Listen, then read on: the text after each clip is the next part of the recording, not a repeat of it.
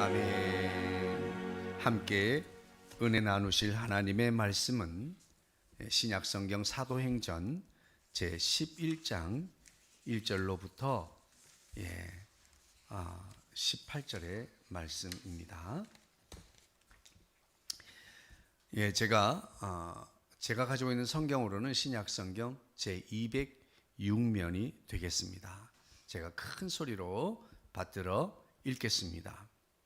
유대에 있는 사도들과 형제들이 이방인들도 하나님의 말씀을 받았다 함을 들었더니 베드로가 예루살렘에 올라갔을 때에 할례자들이 비난하여 이르되 네가 무할례자의 집에 들어가 함께 먹었다 하니 베드로가 그들에게 이 일을 차례로 설명하여 이르되 내가 요파시에서 기도할 때에 황홀한 중에 환상을 보니 큰 보자기 같은 그릇이 내 귀에 매어 하늘로부터 내려 내 앞에까지 드리워지거늘 이것을 주목하여 보니 땅에 네 발 가진 것과 들짐승과 기는 것과 공중에 나는 것들이 보이더라.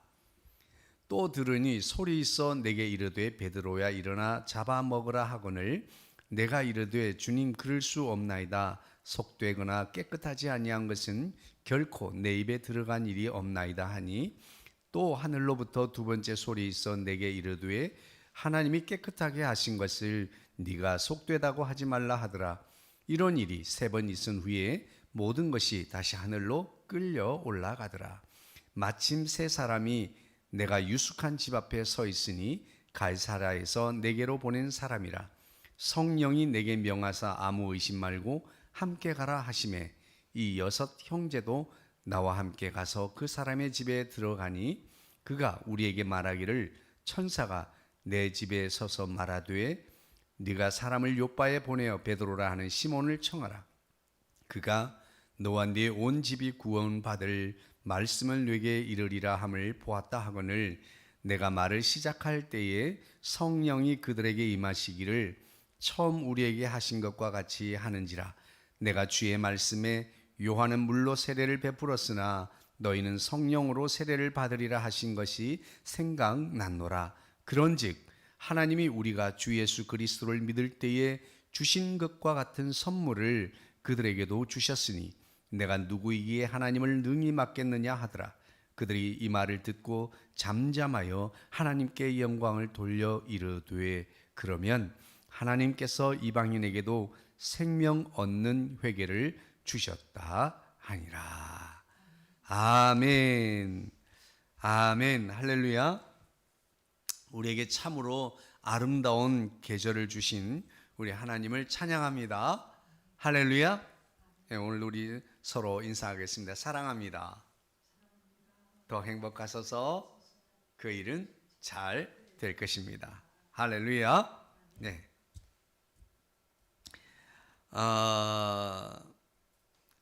사도행전의 또 다른 이 이름은 성령행전이라 이렇게 불리기도 합니다.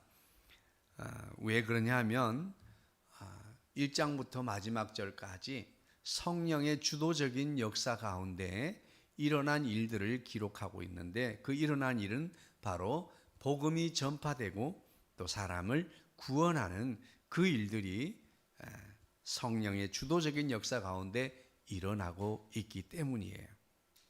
그래서 저희가 신학교에서 배우는 조직신학 과목 가운데 구원론이라고 하는 그 과정이 있는데 그 구원론의 또 다른 이름은 성령론이에요.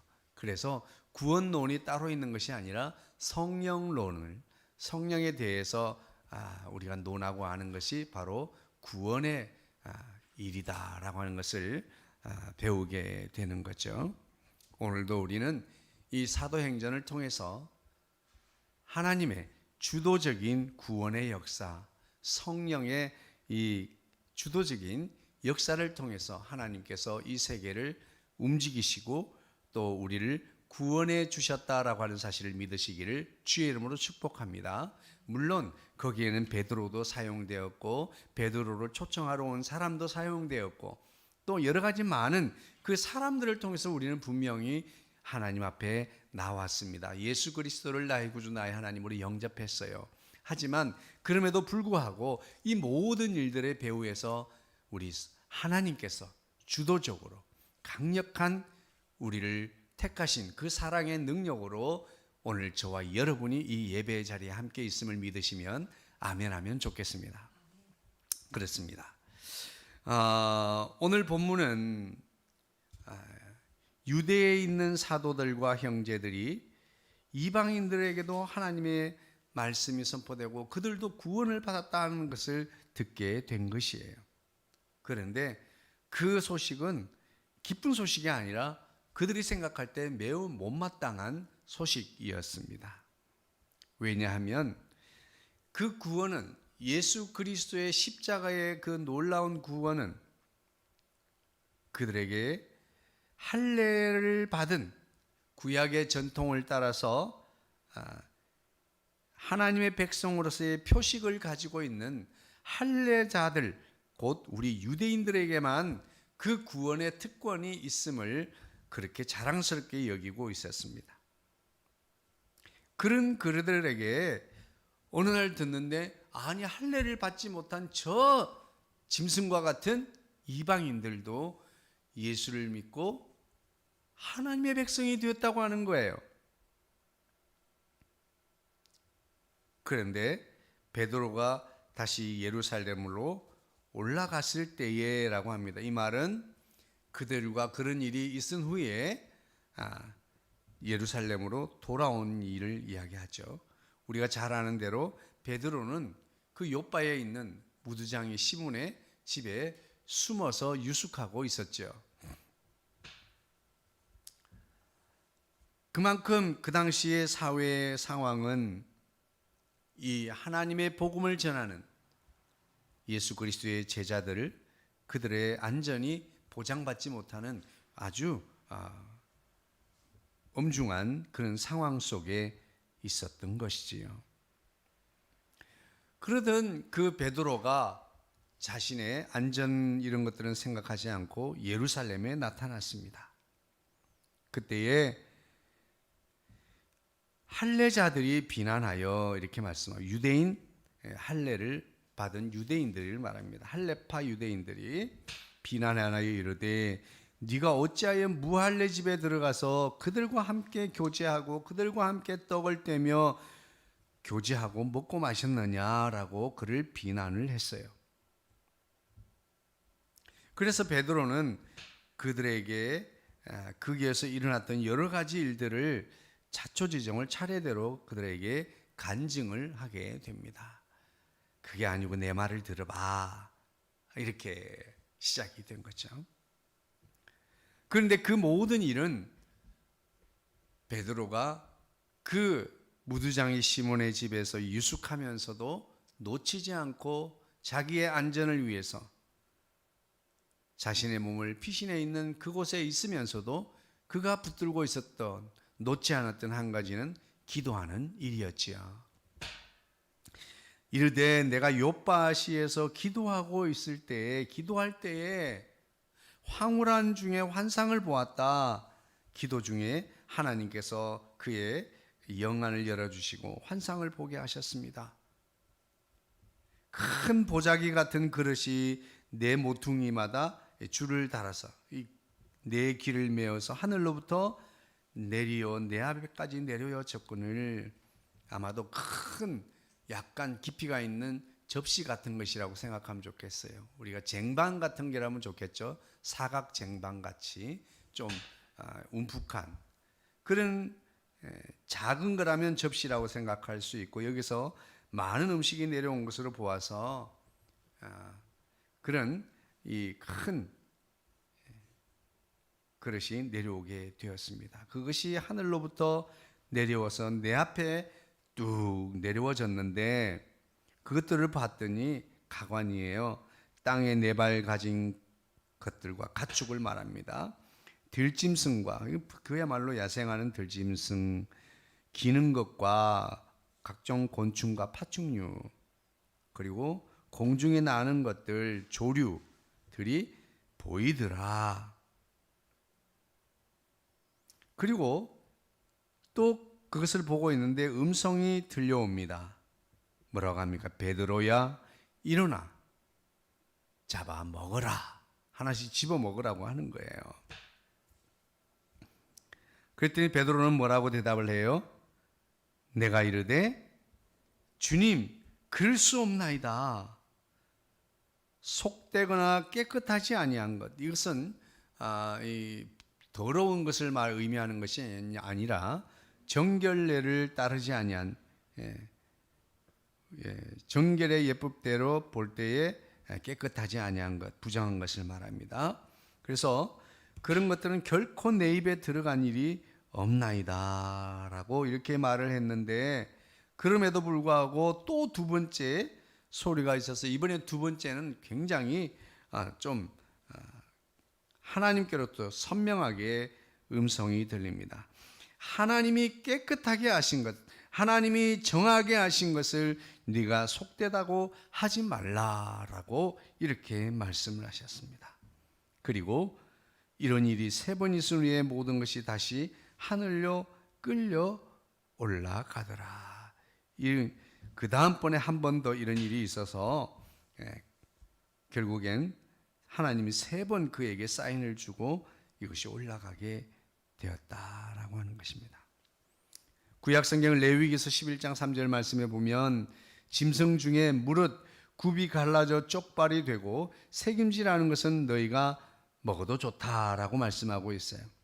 그런데 낙타와 토끼는 새김질은 하지만 그 굽이 갈라지지 않아서 먹지 못해요.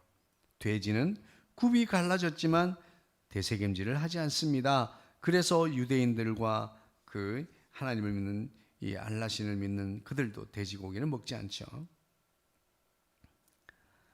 레위기 11장 9절 말씀에 물에 있는 모든 것 중에 너희의 먹을 만한 것은 이것이니 무릇 강과 바다의 다른 물에 있는 것 중에 지느러미와 비늘이 있는 것은 너희가 먹되 그랬습니다. 먹을 수가 있다. 그런데 뱀장어와 굴, 새우, 가재, 게, 조개류, 각종 달팽이 종류 등 이런 것들은 먹지 않습니다. 부정한 것이라 여겨 먹지 않죠. 하여튼 하나님의 말씀에 기록하지 않고 허락하지 아니한 것은 먹지 않습니다. 그리고 그것이 굉장히 중요한 일로 여기며 그들은 살아가고 있었습니다. 그런데 그것을 집어먹으라고 하나님 말씀하시는 거예요. 이런 세 번 이런 일이 있은 후에 그 모든 환상이 내려졌던 것이 하늘로 올라가 사라졌어요. 그래서 아무것도 없어요. 그것이 한 환상이었습니다. 그런데 마침 바로 그때 그 환상이 끝나서 내가 이런 환상을 보았지, 이게 뭐지? 라고 하는 그 순간에 세 사람이 베드로가 유숙하고 있는 무두장인 시몬의 집의 문을 두들깁니다. 그것은 바로 가이사랴에서 내게로 보내온 사람들, 그들이었죠. 그래서 어떻게 숨을 죽이고 대답도 못하고 인기척도 내지 못하고 있는 그때에 성령님께서 말씀하십니다. 아무 의심 말고 함께 가라. 할렐루야. 그런데도 마음이 놓이지 않았는지 그의 6 장정들이 6명이나 함께 동행을 하게 됩니다. 아마도 무슨 일이, 이 사람들이 베드로를 속여서 체포하러 왔다면 6명이면 3명을 제압할 수 있으리라 라고 하는 생각을 했을지 몰라요.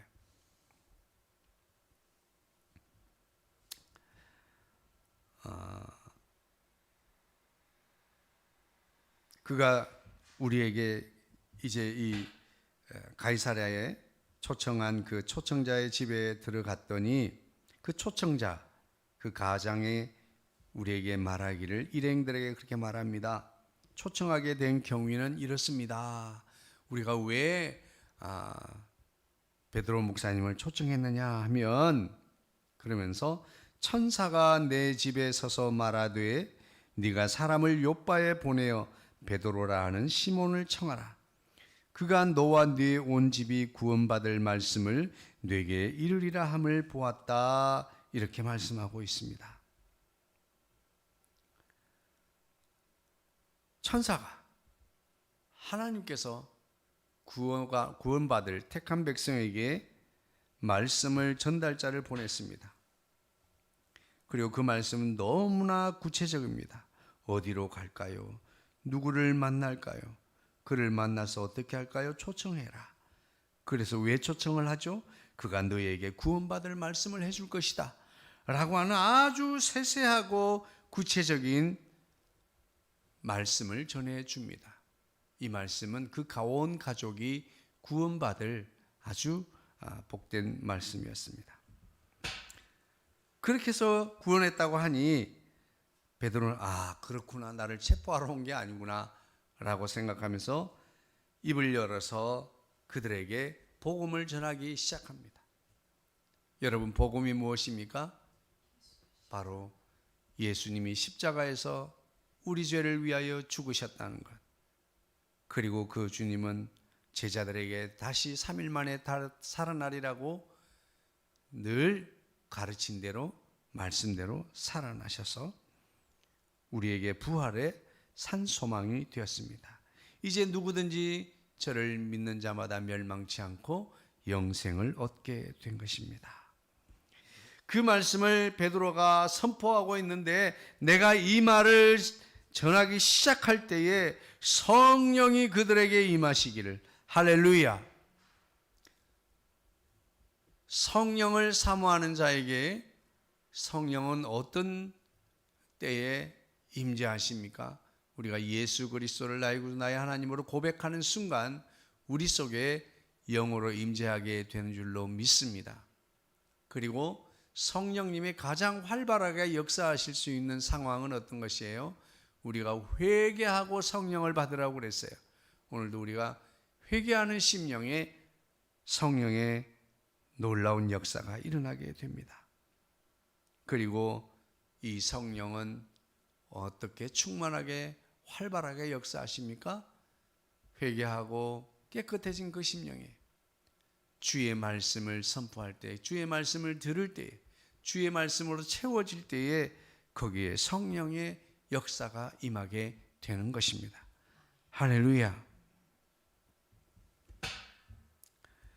어쨌든 성령의 역사는 하나님의 주도적인 역사입니다. 그럼에도 불구하고 우리가 성령님이 나를 장악하고 성령님이 나를 주도적으로 인도해 주시기를 원한다면 우리가 회개하는 심령이 되어야 될 줄로 믿습니다. 그리고 주의 말씀을 사모하는 자가 되어서 예배 때마다 주의 선포되는 말씀을 사모하여 성령의 능력을 기대하는 저와 여러분이 되기를 주의 이름으로 축복합니다. 오늘 지금까지의 말씀을 통해서 그 성령이 임하셔서 처음에 우리가 성령을 받은 것처럼, 우리에게 처음 성령이 임하신 것처럼, 내가 주의 말씀에 요한은 물로 세례를 베풀었으나 너희는 성령으로 세례를 받으리라고 선포하고 다녔는데 세상에 그 일이 내가 다시 생각이 나더라, 이렇게 말하고 있는 거예요. 오늘 본문 전체는 처음부터 끝까지 하나님의 주도적인 강력한 이끄심 속에 하나님의 역사로 구원이 일어나고 있습니다. 그런데 하나님의 존재, 그리고 하나님의 영적인 역사, 이런 것들에 무딘 사람들 눈에는 이러한 하나님의 역사가 보여지지 않습니다. 우리는 1절부터 18절까지의 말씀을 잘 설명된 말씀으로 들으니 우리가 이것이 이해가 되지만, 하나님의 역사를 빼고 유대에 있던 사람들이 베드로를 찾아왔는데 베드로가 가서 말씀을 전하고 그랬더니 이 사람들이 성령의 역사가 나타나는데 거기서 회개하고 뒤집어지는 거야. 말씀에 얼마나 능력이 있는지. 이 사람이 다 예수 믿게 됐잖아. 베드로가 대단했어? 아니면 좀 더 마음을 많이 열어준다면 그 사람들이 꼭 말씀을 받을 준비가 되어 있었어. 사람들에 집중하고 사람들만 보인다면 하나님의 역사는 보이지 않을 거예요. 그러나 하나님의 말씀을 듣고 그 하나님의 역사를 바라보면 온통 하나님이 아니었으면 아무런 일도 일어나지 않을 그곳에서 하나님은 이방의 가정을 구원하고 이제 이방인에게 선교의 역사가 일어나는 문을 활짝 열어놓게 된 줄로 믿으시길 바랍니다. 그렇습니다. 하나님께서 하신 일, 사도행전은 그래서 성령행전이라 이릅니다. 저는 오늘 여기서 이 말씀을 전하면서 두 가지 관점에서 두 가지 포인트를 통해서 가능성이라고 하는 제목을 뽑아냈습니다. 첫 번째는 하나님께서 깨끗하게 하신 것을 내가 속되다고 하지 말라라고 하는 9절에 있는 말씀입니다. 그리고 두 번째는 오늘 본문 17절의 말씀이에요. 그런즉 하나님이 우리가 주 예수 그리스도를 믿을 때에 주신 것과 같은 선물을 그들에게 주셨으니, 은혜를 주셨으니 내가 누구이기에 하나님을 능히 맡겠느냐 하더라 하는 거죠. 할렐루야. 18절에 그 말씀에 대해서 부끄러워하는 사람들이 있습니다. 그들이 이 말을 듣고 잠잠하여 하나님께 영광을 돌려 이르되 그러면 하나님께서 이방인에게도 생명 얻는 회개를 주셨도다 하니라. 아멘. 여러분, 며느리가 곱지 않은 시어머니 눈에는 무엇을 해도 며느리가 이쁘게 보이지 않습니다. 어버이날이 되어서 꽃을 준비하고 정성껏 선물을 준비해서 찾아와도 아이고 저 여우가 또 뭐 어떡하고 뭐가 필요해서 또 저러고 왔나.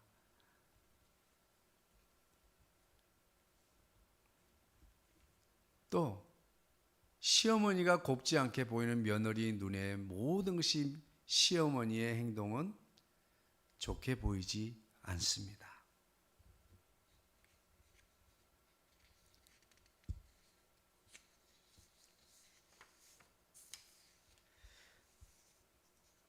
이런 이 확정 편향적인 사고, 고정관념, 선입견을 이런 이 브랜드 사업을 하는 기업에서도 많이 활용을 하게 됩니다. 뭐 나이키니 뭐니 아디다스니 많은 브랜드들이 있습니다. 그런데요, 10가지 중에서 긍정적인 마음을 8가지를 가지고 있으면, 긍정적인 시각을 8개를 가지고 있으면 2개의 부정적인 것도 긍정적으로 해석될 수 있다라고 하는 거예요. 그런 관점으로 바라보는 사람 눈에는. 오늘 우리 사회에는 두 진영이 극명하게 대립하고 있어요. 그런데 한쪽에서 보면 어떻게 말도 안 되는 저런 소리에 저들이 호응하고 심지어는 추종하고 그들을 지지하는가 이해가 되지 않아요. 그런데요, 이 브랜드 가치를 쫓는 사람들과 똑같습니다. 자신이 그 브랜드에 대해서 10개를 기준으로 두면 10이 풀이라고 한다면 80%에 해당하는 8개에 대한 긍정적인 느낌을 가지고 있으면, 좋은 것들을 내가 알고 있으면 자기가 알고 있기에는 그 기업은 좋은 기업이에요. 그래서 2가지 나쁜 부정적인 정보가 있어도 그것을 이미 그 브랜드를 긍정적으로 해석하고 있는 사람에게는 그 부정적인 이야기조차도 긍정적으로 해석한다고 하는 거예요. 그래서 우리가 서로를 말도 안 된다고 하면서도 그들은 열정적으로 자기의 신념을 따르게 되는 거죠. 그런데 이러한 오류는, 또 이런 오류를 기업에서 브랜드를 하는 사람들, 브랜딩을 하는 사람들, 이런 사람들은 그것을 이용하죠. 정치를 하는 사람들이 이용을 하죠. 오늘 우리는 오늘 이 1절과 18절 사이에서 일어나는 신앙적 오류, 그리고 선입견이 가지고 온 여러 가지 많은 부정적인 일들, 이런 것들을 우리는 우리 살면서 어떻게 줄일 수 없을까라고 하는 것입니다. 하나님과 우리 사이는 믿음이라고 하는 공통분모를 통해서, 믿음이라고 하는 랜선을 통해서 우린 서로 소통하는 거예요. 인터넷에 랜선이 연결되지 않으면, 인터넷 신호가 연결되지 않으면 아무런 정보가 소통될 수 없는 것처럼, 하나님과 우리 사이에는 믿음이라고 하는 이 공통분모가 연결되지 않고는 우리는 아무런 정보도 소통할 수 없습니다. 이 믿음이라는 키워드를 통해서야만이 우리는 하나님과 소통할 수 있어요. 우리가 기도하는 것도, 예배하는 것도, 봉사하는 것도, 헌신하는 것도, 하나님 말씀 순종하는 것도, 하나님의 묵상하는 말씀을 묵상하고 따르는 이 모든 것, 믿음의 1부터 100까지 모든 우리 삶의 모든 것은, 신앙의 처음과 끝은 믿음이 아니면 존재 자체가 불가능한 일들입니다. 그런데요, 이 믿음의 중요성은 바로 가능성의 문을 열고 닫기 때문입니다. 믿음이 있으면 이 가능성의 문이라고 하는 것이 열려진다는 것은 어떤 의미를 말합니까? 바로 우리는 믿음으로 하나님을 의식하고 하나님을 믿기 때문입니다. 오늘 우리가 보는 대로 하나님의 놀라운 역사는 우리가 가지고 있는, 내가 알고 있던 편견, 선입견, 그리고 내가 바르다고 생각했던 그것을 하나님은 언제든지 그것을 뛰어넘는 역사를 내실 수 있는 분이라고 하는 사실이에요. 우리가 그것을 믿고 따르는 것이 바로 믿음 생활입니다. 오늘날 그런데 이 하나님을 믿고 따르면서도 우리 삶에 그런 일은 결코 일어날 수 없다고 하는 이 확신을 가지고 살아가는 사람들로 가득한 세상을 우리는 살고 있는 것 같습니다. 어떻게 그런 일이 일어날 수 있다고 하는가? 이것은 바로 자기 확신 때문입니다. 바로 다르게 말하면 하나님 앞에서 우리의 모습은 너무나 교만한 상태에 있다고 하는 사실이죠. 하늘을 찌를 것 같은 과학, 문명, 문화, 이런 것들이 우리 자신을 어느 사이에 하나님과 동등한 위치에 두게 되는 교만함에 빠지게 되었습니다. 하나님이 정해놓으신 이 세상의 사이클들은 우리가 정한 것이 아니에요. 봄, 여름, 가을, 겨울은 우리가 정한 것이 아닙니다. 하나님께서 정해놓은 그냥 사이클이에요. 우리가 남자와 여자를 택한 것이 아니에요. 이 모든 구조는 하나님이 기능과 역할에 따라 구조를 만들어 놓으신 거예요. 그런데 오늘날에는 스스로 선택하는 시대가 되었습니다. 하나님과 동등한 위치에 우리를 올려놓았습니다. 그리고 하나님을 거절하고 하나님의 말씀을 거부합니다. 오늘 8절을 보십시오. 얼마나 자기 확신의 당당함을 드러내고 있습니다. 주님, 그럴 수 없나이다. 하나님, 도대체 말도 안 됩니다. 언제부터 남자와 여자를 정했습니까?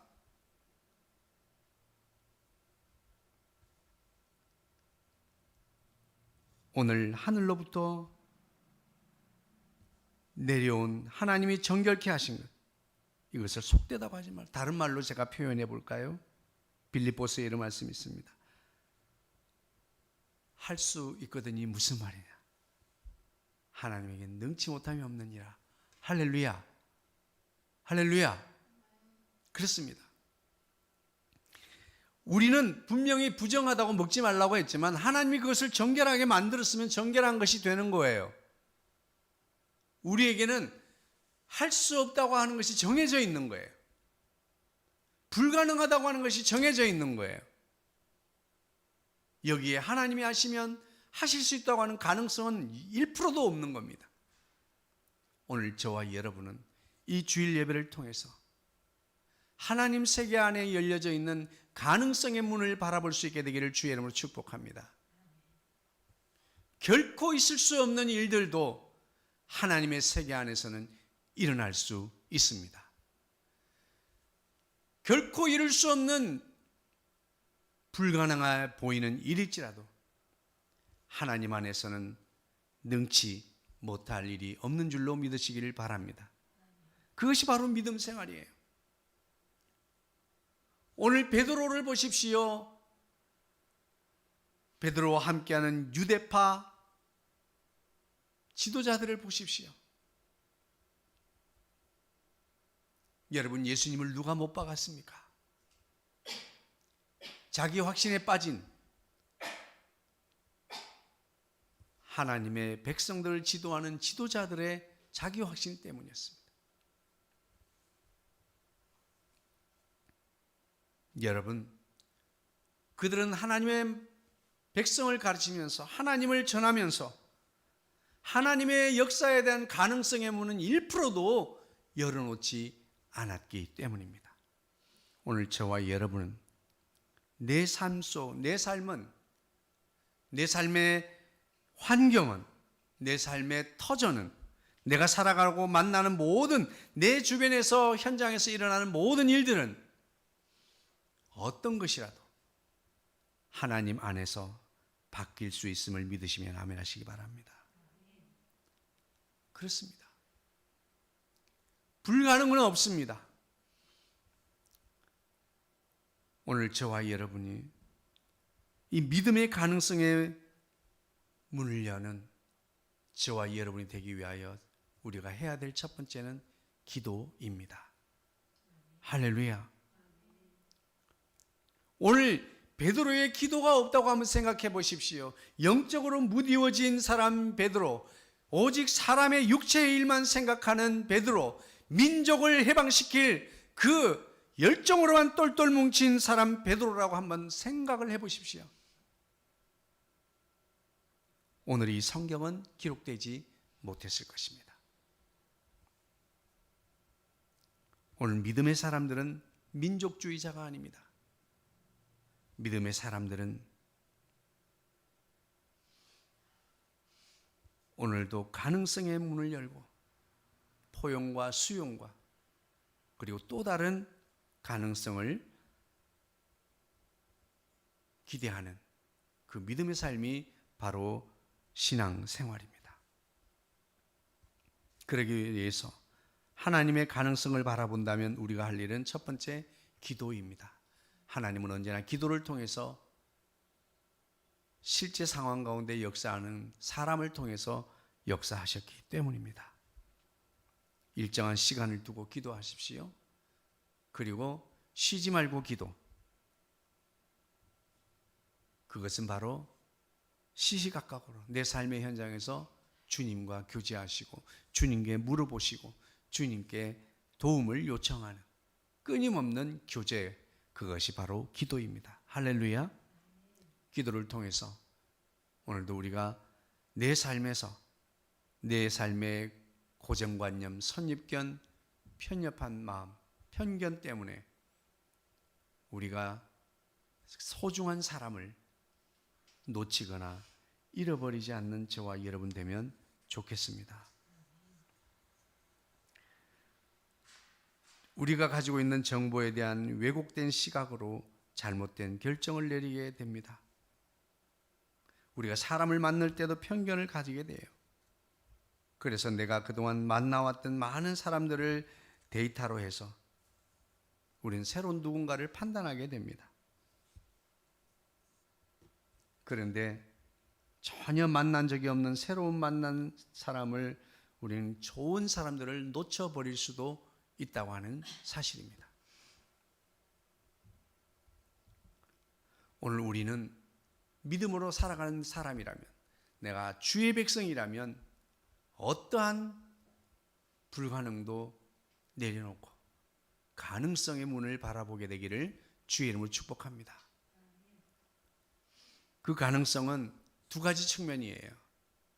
우리 인간이 완벽하지 않을 수 있다라고 하는 가능성을 언제나 품고 있어야 합니다. 두 번째는 하나님의 역사가 아닐까라고 하는 그 가능성을 늘 우리는 품고 살아야 될 줄로 믿습니다. 그런 삶을 살아가기 원한다면 첫 번째로 우리는 기도해야 합니다. 두 번째입니다.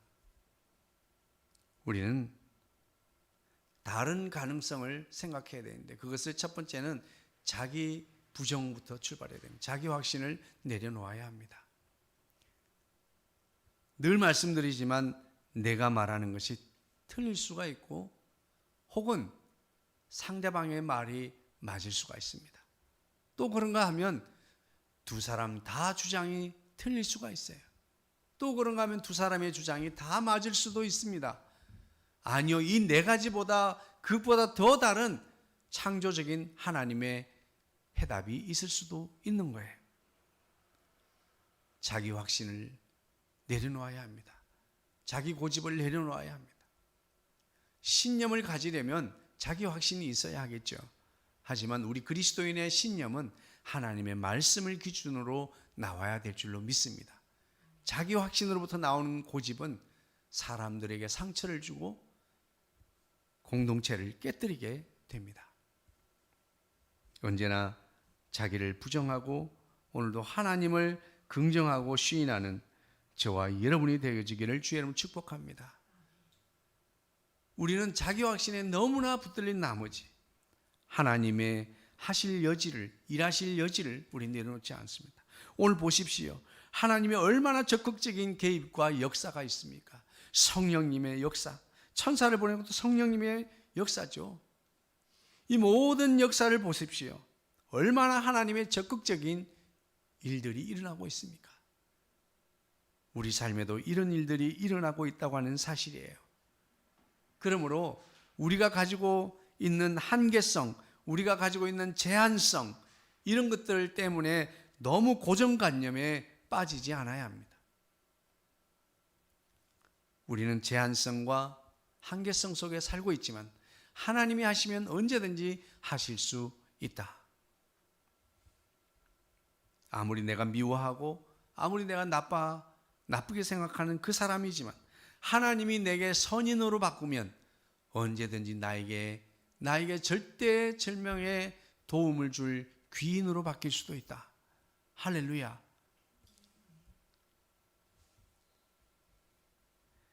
자기 편향적 확신을 버리고 하나님의 말씀에 확신을 가지기를 주의 이름으로 축복합니다. 세 번째입니다. 우리가 이런 자기 확신이 가지고 오는 오류에서 벗어나기 위해서 하나님의 가능성을 바라보는 삶을 살아야 하는데, 그 삶을 살기 위해서 첫 번째는 기도하십시오. 두 번째는 자기 확신을 내려놓으십시오. 세 번째는 성령의 인도를 기대하십시오라고 하는 것입니다. 할렐루야. 그렇습니다. 오늘도 하나님은 우리 가운데 성령으로 임재해 계십니다. 예수님께서 육체로 계시지 않고 내가 아버지께로 가고 너에게 성령을 보내줄 텐데 이게 너에게 더 유익할 거야. 너에게 더 유익이 되기 위해서 보내는 거야. 왜 그렇습니까? 육체로 계시는 예수님은 모임과 만남의 한계성이 있습니다. 그러나 영으로 임하신 성령은 그 모든 한계가 무한대입니다. 오늘 그 성령을 우리는 따라야 될 줄로 믿습니다. 그 성령님과 동행해야 될 줄로 믿습니다. 그 성령과 교제하며 살아야 될 줄로 믿습니다.